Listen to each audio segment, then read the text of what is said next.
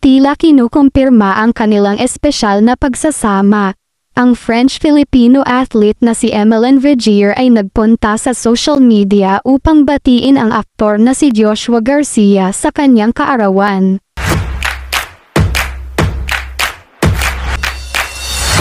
Sa pamamagitan ng isang Instagram story, ibinahagi ni Vigier ang isang koleksyon ng mga larawang kumukuha ng kanilang matatamis na sandali na magkasama. Itinampok sa collage ang heart, cake, at hug emoji, at ang mga numero 2 at 6 na tumutukoy sa edad ni Garcia.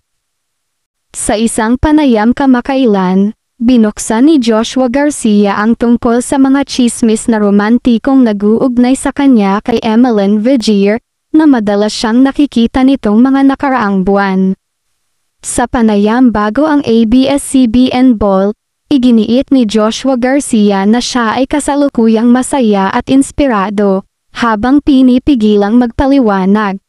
Mula noong August, naobserbahan ng mga netizens sina Emeline Vigier at Joshua Garcia na nagpo-post ng mga Instagram stories na nagpapahiwatig na magkasama sila.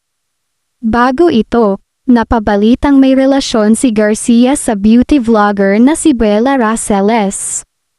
Ang aktor, gayunpaman, inulit sa oras na iyon na siya ay single. Ano ang masasabi mo dito?